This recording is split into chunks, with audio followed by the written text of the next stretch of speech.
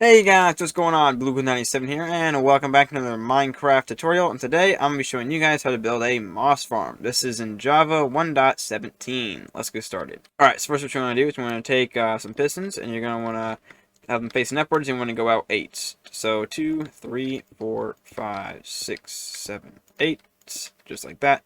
And then you're just going to place some temporary blocks next to them really quick, and then place some of your sandstone stairs on top of those. And then you can go ahead and break these out. Then go ahead and take some glass and just kind of make a little bit of a frame around this stuff here. Just like that. And then waterlog these stairs. Then go ahead and take your glass and come up another layer here. And you can use whatever kind of glass you want. I'm just using some white stained glass. I think it matches the sandstone a little bit. But then what you want to do is you want to take some pistons and place them on top of the stairs here. So you have something that kind of looks like this now. Then go ahead and take some sandstone blocks and place them on top of the pistons here. And then take more glass and chuck in another layer just like this. You can then go ahead and place in some lava along the top here. Also, this glass layer here, you're going to want to break that out and place in some stone. So we're going to have to go ahead and grab some stone from the side there really quick. And then take your stone and place it here. This just ensures that when everything starts pushing and going along, that the machine will start working, because you don't want it to start pushing the glass along, because that's just going to ruin things, and you can't have no blocks here, otherwise the lava is going to start flowing out the side like that. So make sure you just put those stone blocks in there. So then come down here, and from this glass block here next to this piston, come down 2 blocks, break out this block. From this piston here, come down another 2, break out this block, and then bring both of these back for the entire length of the pistons here. And then place redstone dust on both these blocks, these block layers here. Then if you're facing this from the back here, from this last block here, come out 2, break out this block, and chuck in a redstone torch. Then come down one over one from the second block in, and break out this block.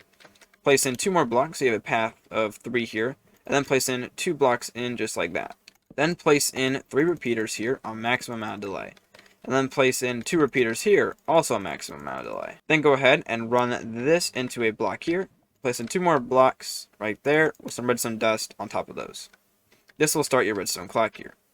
Now what you want to do is just chuck a lever on it, flip it off, chuck a sign here, and just this is your on/off switch. You don't need to put this sign here, it just kind of helps label it, because there will be levers in other places in this design that don't actually turn it on and off.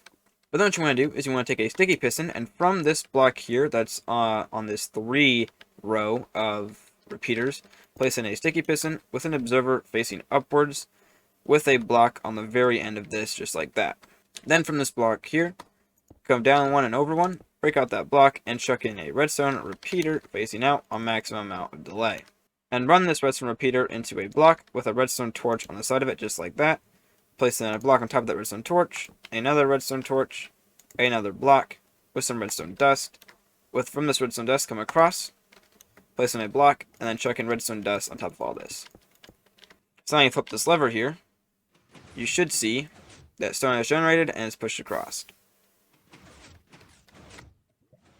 And then you're going to want to let this thing run until there are 6 blocks coming out from this. So right now there's only 2, we'll let this go until it hits 6.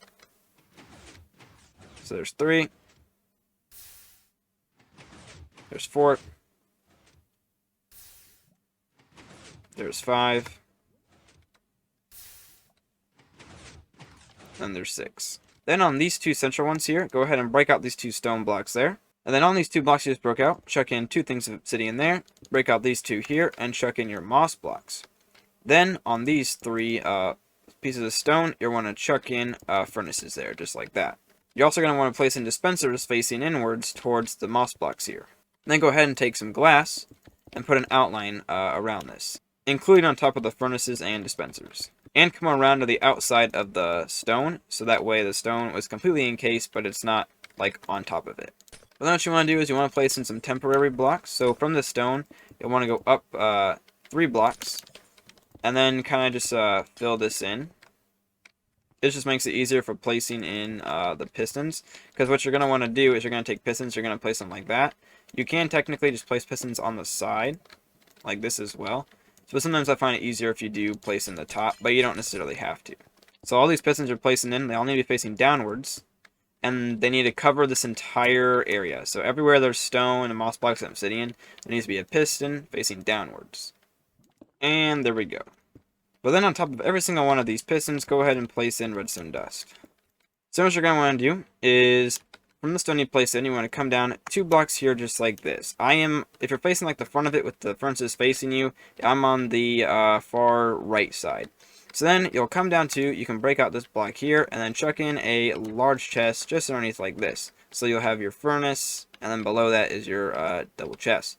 Then you can go ahead and break out this block. Then what you want to do is you want to take some hoppers, you want to run them into the large chest here just like this, and you're going to want to place in just as many hoppers as you have stone, moss blocks, and obsidian. So this will end up covering this entire area. And this just ensures that items are always being collected, because this does produce a lot of items, and they need to be getting picked up and stored away as fast as possible. I did do a design where it was only this like end here, but it was producing it way too fast, and the minecart hopper was getting way too full. So make these all hoppers, and that should eliminate that problem. Now what you want to do is you want to go ahead and just chuck rails, starting from the back. Start chucking in some powered rails. And on top of all these, and snaking it all the way around.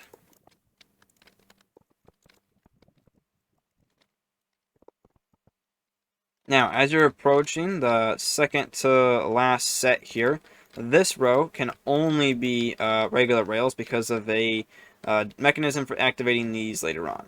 But then this last set here can be power rails.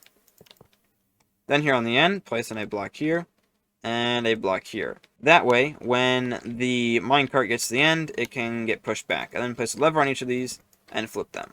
Also, what you're going to have to do to activate the rest of these, you're going to have to come to like the middle bit of it here, break out one of the hoppers, place in a block, and then flip that lever. So you will be missing a hopper there on that. So you'll want to make sure that the hopper that was running into that one has now been redirected to run into a side one there. I'd already done that earlier because I knew this is where I was going to put it. But you'll want to make sure that hopper has again been redirected into the side there. You'll also want to do the same thing for this one and this one. So you should have 3 blocks here with levers on them, all being flipped just like that. So that way, when you have these placed in, those are all powered. And then you want to make sure that the hoppers are being redirected into a side one. And then go ahead and come over here into the chest and make sure you grabbed your extra bits back. Alright, the next bit what we need to do is we actually need an activation system now to run all this stuff. So what you're going to want to do is you're actually going to want to break this redstone dust and break out this block. Chuck in a block here, chuck in a redstone repeater, and put it on maximum delay. Then what you want to do is you want to place a block here and here so it's in line with this repeater. Then go ahead and place in another piece of redstone dust, place in a repeater, and put this on maximum amount of delay. Next what we're going to need is we're going to need an activation system for these dispensers here. So what you're going to do is you're going to come down 2 blocks and place in some sandstone and then chuck redstone torches on those. Then from the redstone torches here, come down 2 more blocks and chuck in another set of redstone torches here.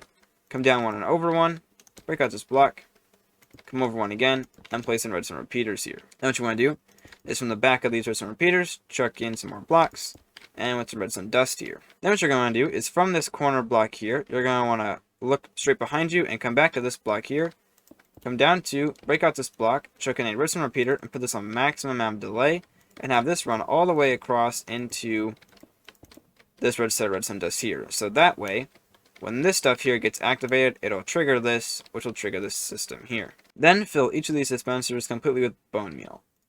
Now, this design is not like a fueling, so there is no bone meal system for this. If you were just trying to get like maybe just moss blocks or just of like one of the other types of the moss things, what you could do is filter out all the other stuff, compost it, and put it back in here, and to kind of make this thing self-sustaining. But in this case, I did not do that, so you have to do that on your own. And if you want to add more storage, what you would do is you would just add a hopper here on the bottom, take a double chest, and place it there on the bottom just like that. Only for the sake of this tutorial, I did not do that. The next thing you want to do is you want to take your hopper with minecart and just place it down on one of the sides here, either here or here, and make sure that it's successfully able to go all the way around. Then you can go ahead, come over here to this on-off switch and go ahead and flip it. So we should see that moss is spawning in.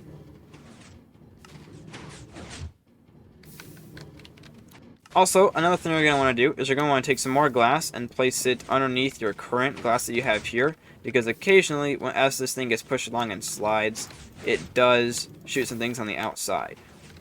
You might also want to take more glass and outline the top of your pistons here, because sometimes the pistons kind of pick up the blocks and carry them upwards. So just kind of make an outline like this to prevent that from happening.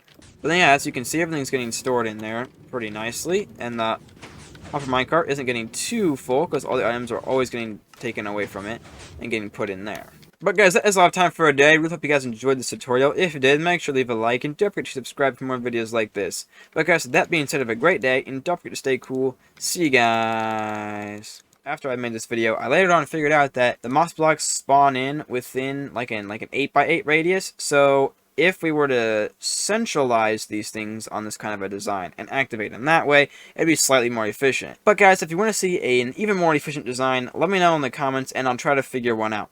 But guys, I'll catch you all in the next one.